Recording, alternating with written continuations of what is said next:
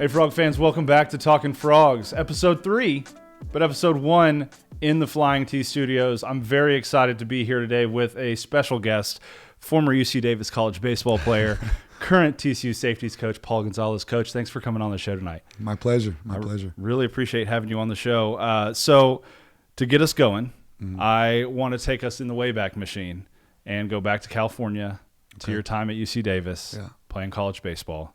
What was that experience like, just being a college athlete? It was fantastic. I played early in my career, kind of hit ups and downs like many athletes do. You get injured and then try to get back from injury, fight your way back up the depth chart. So was able to hit a lot of bumps in the road, but also overcome some of those things, but had a great experience. Got a great education over there, double majored in psychology and communications, and wouldn't have traded it for anything. Do you feel like those obstacles that you went through, that adversity that you faced, helps you now in your role with guys? I mean, being an athlete isn't, all glitz and glamour like it looks like on TV. I mean, you have to overcome things, and adversity is going to come. But I think that growing and maturity that comes from those circumstances, it helps you better on the back end. And some of the stuff I went through, I try to help my guys with now here, and give them advice and wisdom if I can. So absolutely. So you played college baseball at UC Davis, but your dad, Paul Sr., was a football coach. And I've read a couple things in the past that said that's kind of always where you saw yourself going. Right. How influential was your father as far as kind of setting that career path for yourself? And then what was it like coaching alongside him in high school out in California? Well, I never coached with him, but yeah, I mean, he was always there. He's one of those dads. He worked graveyard shift for 28, 30 years, and then was able to coach myself, my younger brother. So he was just always there. And so that was the image I saw growing up, and him being a coach to me, but also being a coach to other young men in our community and friends of mine growing up and whatnot. So it's just something I always saw. And then as I got through college, when I first got to college, I was going to be a professional baseball player, And once I got to my senior year and kind of seen the picture getting a little bit clearer for me and having to find a career, coaching just was natural to me, and it was natural because I seen it so long in my life with my dad and had good coaches, college, high school. So it was just a natural path. I didn't truthfully know I wanted to be a college football coach. I just wanted to coach. So I started in the high school ranks and did baseball and football, and then got an opportunity to come back and work in football and college athletics, and haven't turned around since. So it kind of just all fell into place. So let's talk about that a little bit, because Keith Buckley is a name that I'm sure. Do you still talk to Coach Buckley? I do. Funny enough, his oldest daughter is deciding between TCU and I believe the University of Oregon. Okay. She was just here this last week and toured. Awesome. So Did hopefully, you give her the hard sell? Yeah, I tried. I tried my hardest to get her to come this way. There's a big influx of West Coast people coming in Texas right now. So I said, just join the wave. Yeah. But they liked it a lot. So, but I keep in touch with Keith, and he's now an AD at the school that he hired me at. But yeah, he was a great coach. Gave me my first full-time opportunity, and I learned a lot in my time with him and in that role for sure. So when he brought you on board, for those who are listening or watching that maybe don't know, Keith Buckley brought the football program back to Pacific University up in Oregon, and brought you right alongside with him. Yeah. That had to be equal parts exciting and thrilling and terrifying. To start a program. Yeah, that was probably one of the bigger challenges I've ever had as a coach, in terms of just, you're starting a football program from scratch. So there's things that you just take for granted, and you have to realize, we gotta figure this out. Everything from the equipment room to, class schedules to recruiting, you just name it. We had to kind of build that from the ground up. and hit our head a lot.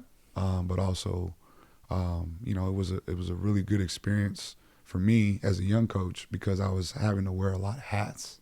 I was the DB coach. I was the equipment manager. I was the travel. I was in charge of travel for the team.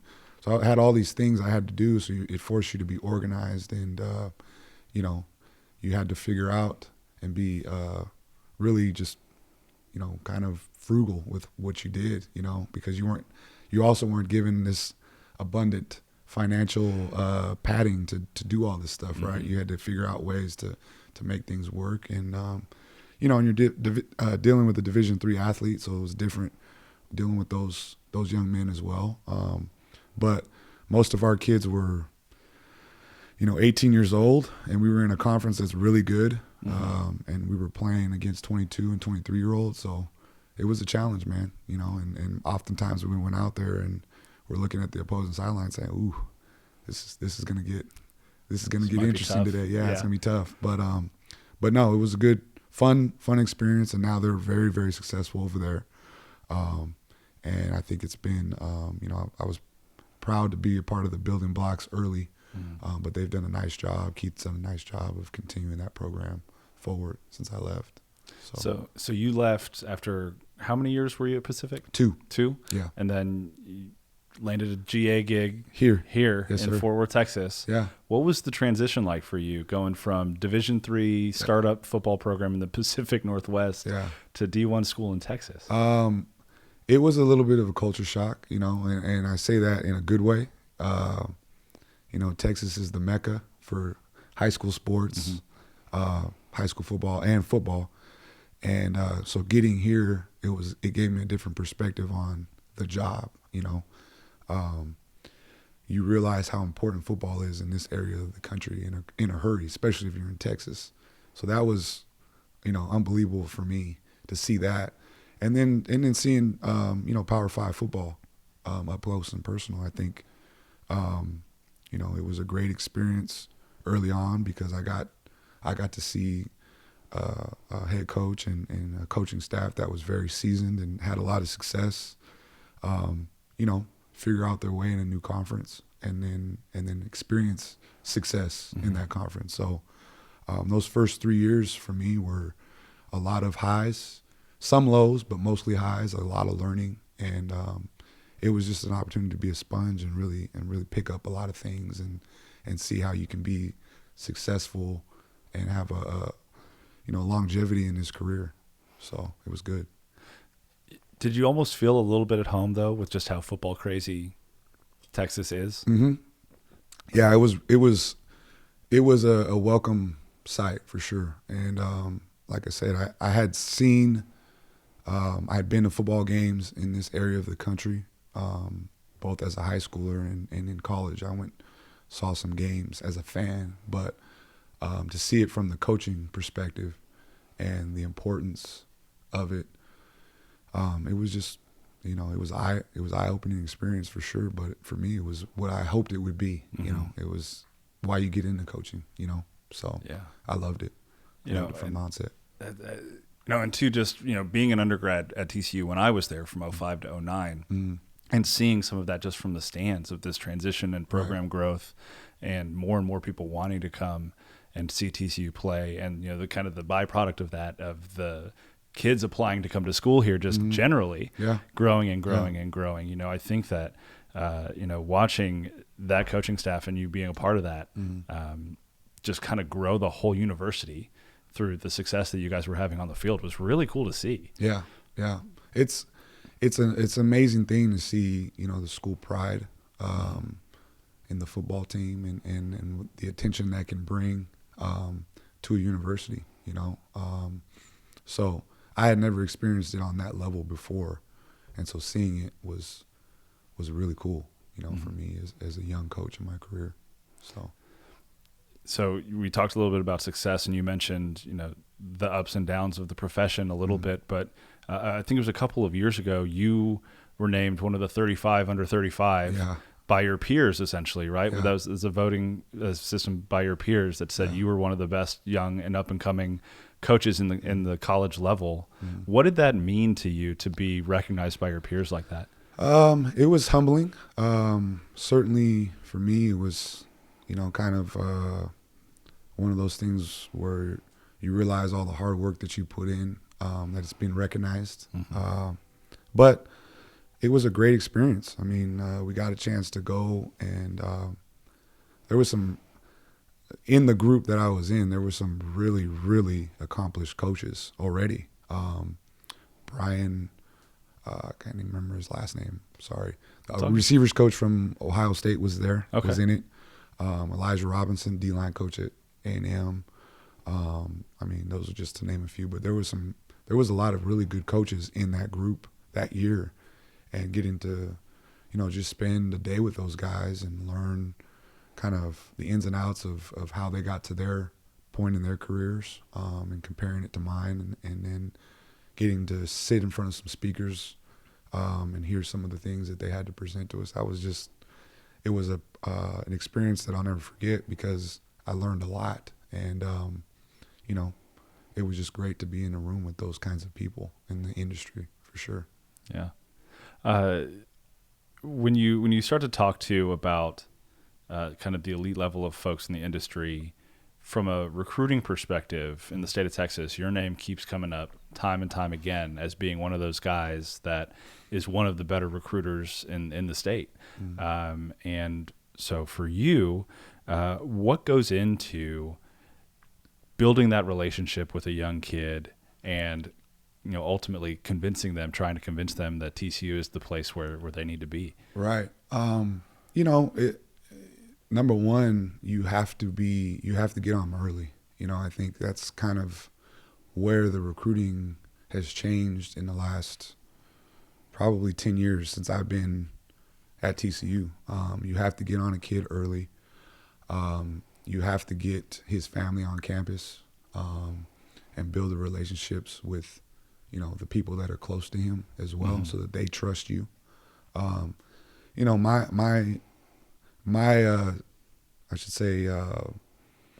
way is not to be a car salesman, to try to talk them into something. I try to be genuine when I'm recruiting a young man, and give them the facts, present why TCU is the best fit for them and their family. And then, wherever they need me to give my opinion, I will, and then I think the huge part of the recruiting here, specifically to TCU, has been the university, and being a part of a private school that gives, a great opportunity with a great degree, and then also pairs that with big-time football, and that's unique to anywhere in the country, So it speaks for itself and sells itself to a certain extent, but I think the biggest deal is just creating a relationship with the young man and his people early on, so that they get comfortable, and each time they come on campus, they get more and more relaxed around you, and then eventually they commit or they sign. So how much different is it, though, in the last year and a half, now that the NIL is around? How much more does that dominate the conversation than maybe other things in the past? It hasn't been topic one in recruiting conversations. It certainly comes up. You'd be shocked how many young men aren't educated on what they get with the scholarship. Even the cost of attendance check that they get. Families will kind of give you the big eyes when you tell them this is what you're going to get on top of the scholarship. They don't understand, what guys are getting now. And then you add the NIL opportunities to it. I think it's still a learning process for recruits, and as the NIL becomes more and more commonplace, it'll be more commonplace in those conversations as well. But it's come up. It hasn't been something that, has been the first thing a young man asks me about on the phone or when they're on campus or anything like that. But I still think the ability to develop them and help them reach the potential is still probably the number one thing most young men are looking for. but it's certainly starting to slowly but surely creep into the conversation more and more. Yeah, it's been really interesting to see, the lengths that some schools are going to incorporate NIL into their recruiting pitch. I mean, you see, I'm not going to name certain schools, but some schools in the state that are offering position groups a lump sum of money, or, we've seen some tremendous recruiting success from some other schools who maybe haven't historically had that level of success that feels pretty tied to the NIL. I'm curious, to see kind of moving forward how TCU competes in that space, simply because, like you mentioned, we're a private school, big city, unique situation, and also a somewhat smaller alumni base compared to some of these other universities. So I think that's just going to be really interesting to kind of see how that all plays out moving forward. But you mentioned development still being a really critical piece in that recruiting pitch that you give. TCU fans just saw recently one of the best safeties ever to come through the program come through in Trey Merrick, Thorpe Award winner, second round pick to the Raiders, played I think in every snap, didn't miss but like 4 or 5 snaps this season in his rookie year. What intangibles does Trey Merrick have that have helped him gain the level of success that he's seen so far? I think probably the number one thing Trey has that different than anybody I've ever coached is he's a very even keel young man. I mean, he was able to handle every situation with the same attitude and approach. He never got real high, never got real low. He just steady Eddie, and I think playing not just safety, but playing DB, you have to be a guy that's unflappable, because you're going to get put in situations where you're in one-on-ones and, hopefully you win most of them. But if you don't, you can't let that affect the next play. And he just was always very just even, and I think that's helped him a lot to be successful because he's not going to get real high and real low. He's just going to stay steady. And then I think obviously he had an abundance of ability, and he works hard, but he loves to compete. I think that's probably the second thing is the kid is a competitor. He's real smiling and happy-go-lucky off the field, but as soon as he gets between the lines, he's really competitive. And I tell the guys all the time, you got to turn into a dog once you get across the white lines, and Trey just had that knack for getting into the middle of the fight and not blinking.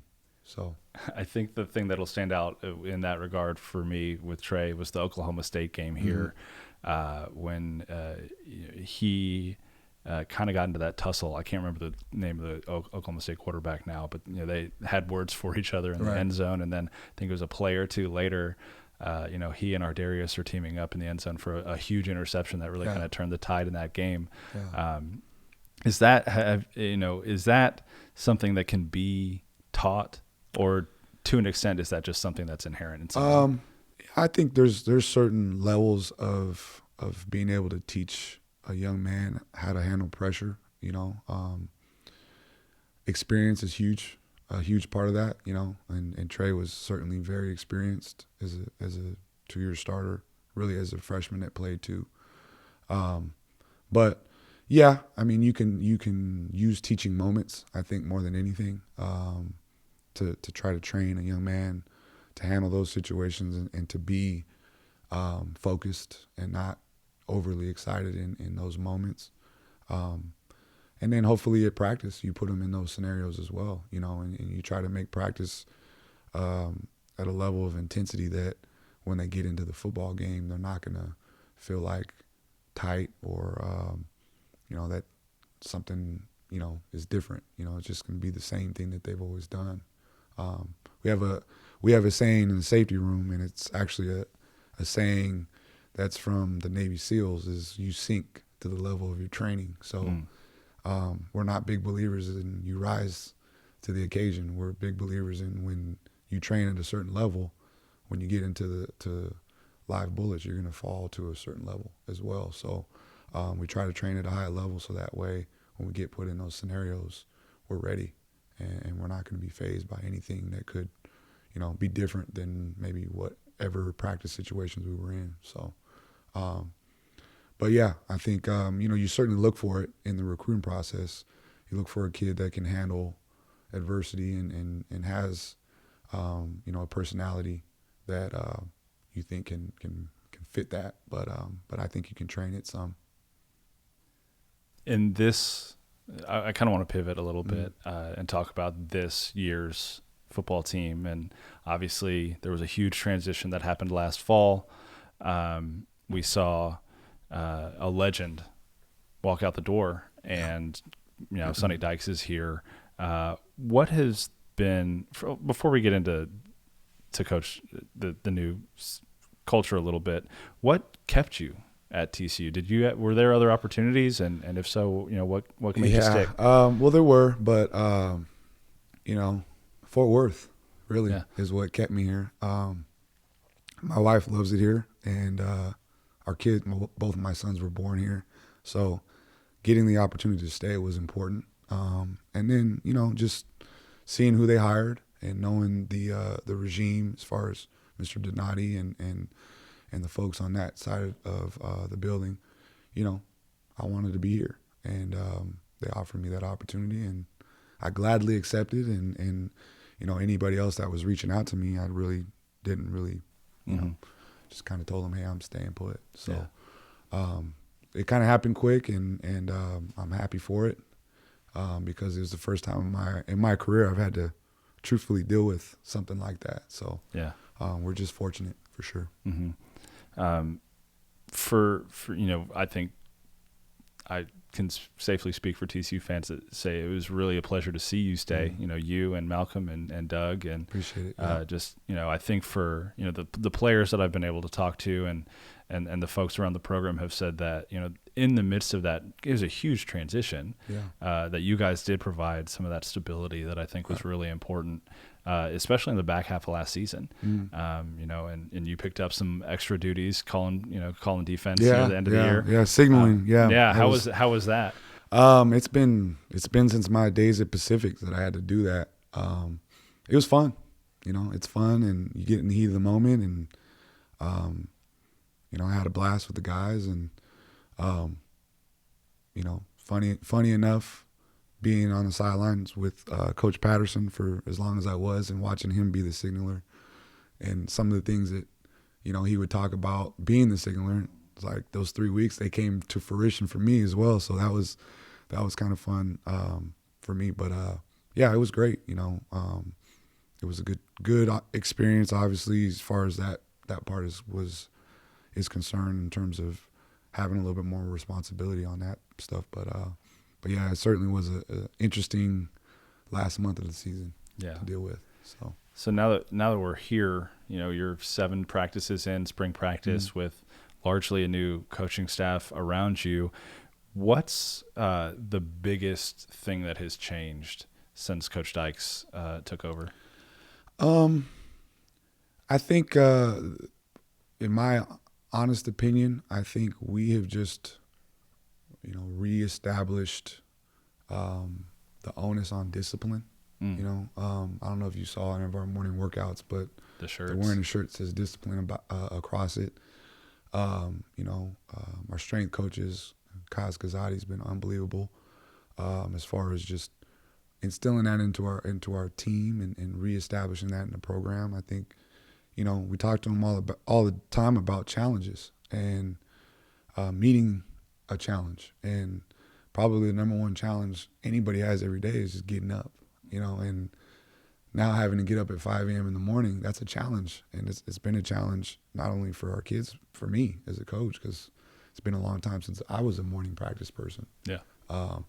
So, I think that's probably been the number one thing, is just reestablishing the discipline in our team and making them more detail-oriented with things, and accountability for, everything, mistakes, not only just in football stuff, but, off the field stuff, academics, meetings, and appointments being kept, just trying to instill into those guys how important that stuff is, and how that'll end up being the difference in ball games in the fall. Yeah. You know, creating that mentality and those habits. So that's been the number one thing, in my opinion. I've noticed too, there seems just be a new energy around the team, and I think that maybe happens with every change. You know, Right. something is new and it's a little bit more exciting, and so you're a little maybe more energized for it. But as far as the access that folks have to the program now, you talk about the 10 a.m. spring practices on Saturdays, and you've got hundreds of fans out there, tons of recruits walking around. We just saw a video of you on socials go out of you mic'd up at practice. Has there been any kind of challenge around focusing with all that extra maybe attention that's been around the program this spring? Yeah, I mean, I think that's the tool that we're trying to create with that is get our young men to not be worried about who's out there. Keep their head down and practice with some intent and focus. So it's been good. It's been good. I haven't, truthfully, I'm so locked in what we're doing at practice. I haven't really noticed a change as far as outside of just more people being there. But yeah, I think that's been the intent, to have people around, is to see if the guys will just focus on doing what they're supposed to do. And I think what that'll do is it'll create a culture where when we get out in the stadium, they're not going to be looking up. They're just going to walk in the stadium and kind of have their blinders on. Yeah, because they're used to having people watch them. They're used to being on center stage. So I think it's been great. I think it's obviously been good for recruits to be able to see what we're doing and be around our coaching staff and our players. But I also think it's been good for the community and people that are involved in the program to come out and see what we're doing as well. So, and I think the NIL's helped with that a little bit too. Sure. The group, the fact that these kids are capable now and allowed to. They always kind of have been, but now that they're allowed to build their own brand and really have a personality and be kind of fully authentically them publicly, right? I think that coupled with, kind of this, all of college football, it feels like, is moving towards this more open, accessible thing. It just feels like there's such a larger opportunity for connection there between a fan base and a team. Right. Would you agree with that? Yeah, absolutely. I mean, you create those collisions and from that you create opportunity, So I'm happy for our young men that they're getting a chance to experience that. And I'm excited to see, what kind of things that helps us build down the line here. So it's been great. So you think about Coach Gillespie and the defense that he's installing with the 3-3-5. I had a chance to talk to him a little bit in January and a couple times since, but it feels like the whole goal of the defense now is versatility, kind of creating players that are really well-rounded, and then just being aggressive and kind of moving downhill. What has the transition been like for you, coaching in a new system for the first time in quite some time? Yeah, it's been a good transition. Coach Gillespie's been awesome to me and allowed me to get really comfortable and coach my guys and offer up, suggestions and, the brainstorm has been good in the room with the staff. I think the scheme is successful. I mean, you look in the conference and there's multiple other teams in the conference that have gone to this system and are winning, So it's proven that it can win. I think what we will do with it different than anybody else is we have a brand of speed that nobody else has. And I'm excited to see what that looks like when we start playing in the fall. A little bit in the spring, we've seen some flashes of the high end of what we can be. We also obviously got to build some consistency within that, but we have a fast defense right now. And we still got some pieces we can add and guys coming in the summertime that we recruited and signed. But, I'm excited to see what it becomes. And I think that our kids are picking it up and they're excited to play in it. So it's been a good marriage to this point as far as the scheme and the personnel that we have. Yeah, at the same time too, right? 7 spring practices, so right, you only know what you know exactly at this point. But it's good to hear that it feels like the early returns are really positive. Yeah. When you think about this year's safety room, you've talked about the speed, and their ability to just kind of be the athletes that they need to be. Who do you see kind of in the spring that's really maybe not separating themselves, but standing out to you as far as just kind of guys that are out there doing what they're supposed to be doing? Yeah, I think probably 2 guys that I think are starting to really get comfortable are Nook Bradford and Mark Perry, the transfer from Colorado. They've done a nice job communicating, getting guys lined up, being where they're supposed to be, making plays. So they've shown some signs. I think the rest of the group certainly has ability, and they've done some good things. Had some good days. We just got to build some more consistency within them. So I'm excited to see some of those young guys start to come into their own and play. We're not all the way healthy yet. We still got a couple guys that we're trying to get back on the field. So when we get those guys in the fold and the guys that are coming in this summer, I think we got a good group. They're athletic, they're fast. We're still fine tuning some of the communication stuff and the details of what it's going to take to be a great player in their positions. But I think a lot of those guys are working hard and doing what we're at. So I'm excited. Been excited to work with them all spring. They've had a good attitude and a good approach, and they've been working really hard. So it's a good group. And you mentioned Kaz Kazadi a little bit too. Have they all gotten bigger? Because it seems like every player I talk to has gained at least 10, 15 pounds. Yeah, that's been a big – my room for sure, that was a big, off-season emphasis. I got guys in there that can really cover and can really run, but they're, in the 180s. And, Trey was a 205-pound kid when Trey Merrick was. So, you gotta get thicker, and you gotta get to where you can tackle some of the backs that we're going to see in this conference. It'd be great if I could just tell you, hey, all you're going to do all game is cover, but that's not what offenses do anymore. They put you in a scenario where you're going to have to come down and make tackles in the box, and you got to be a little bit more substantial than what some of them were, especially last season. So I've been happy with the gains that they've made. I think we still got plenty of time to continue building on that and getting a little bit more imposing as a group. But I like the attitude and the mentality that the guys have taken. So we just got to keep going forward with it.